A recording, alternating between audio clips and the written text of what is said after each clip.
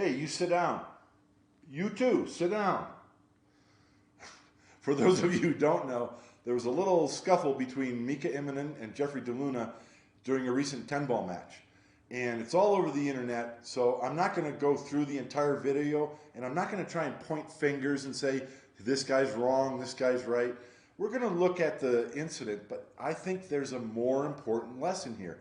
In fact, this is a great teaching moment for a couple of lessons for aspiring pool players who want to compete in amateur and professional arenas.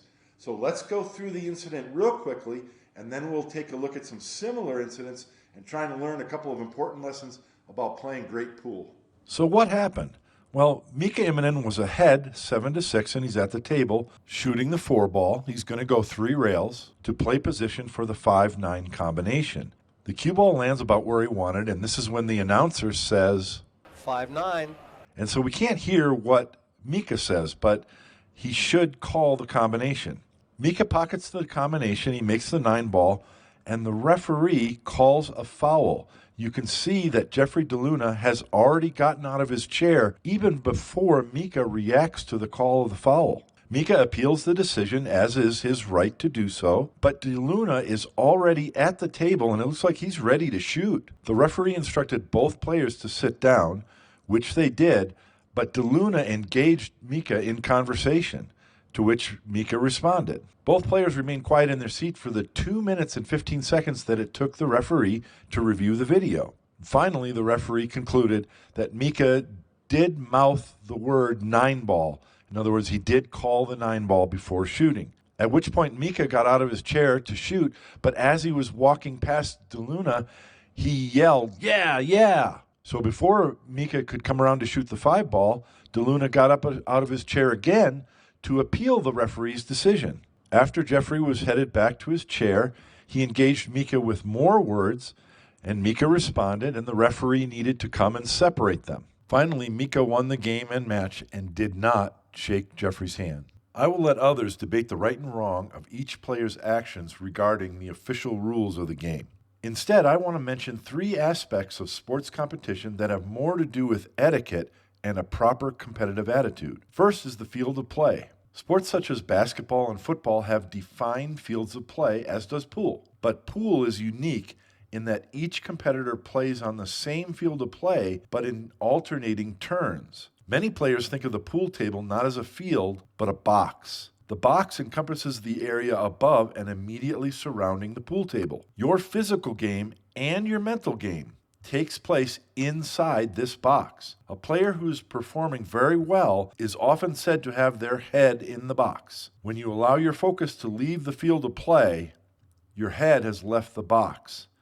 You are no longer doing your job as a pool player. Keep your head in the box. Next is an idea related to the box. Imagine you are playing a pool match. There's a pool table inside a room. Each player is seated in a chair in separate rooms from the pool table. When it is your turn to play, a light comes on telling you to enter the room. You do not know the score. You do not know how the balls arrived at their current positions. Did the opponent miss, play safe, get lucky? None of these are relevant. It is your job to perform to the best of your ability, here and now. The isolated room is a perfect metaphor for a good competitive attitude, but it also demonstrates perfect comportment, which is you do not begin your turn on the field of play until your opponent has completely relinquished and vacated that field of play. Watch Ralph Soke in this clip. Joshua Filler breaks dry, but Soke does not grab his cue and rush the table. He does stand up, but he does not step forward until Filler has left the table.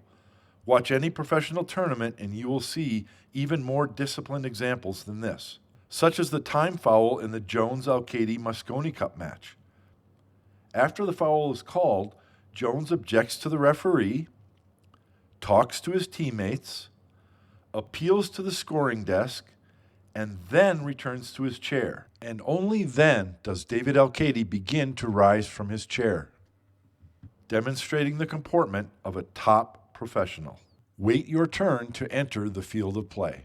Finally, take a look at Shane Van Boening when a time foul was called on him. Can you notice a difference in demeanor? Some players approach the game in an aggressive manner. This may or may not be the case with Mika. I refer to these two approaches as control and acceptance. The control model of sports performance seeks to dominate and conquer. The acceptance model understands that during the course of your entire pool career, everything that can happen will happen. You will miscue, you will foul, you will get lucky, you will be unlucky, the lights will go out, your opponent will burp during your shot, a spectator will cough, you'll trip on the carpet, you will drop your chalk, and you will make mistakes. Rather than seeking to control everything around you, you should seek only to perform as best you can and accept all outcomes. Watch as Shane explains when he called extension.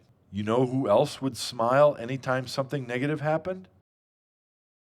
A quick side note, there is more than one type of control. Control, you must learn control. As Yoda says, controlling yourself is important, but control of others, the environment around you, and yes, controlling the balls on the table is an illusion. Perform your best and accept all outcomes.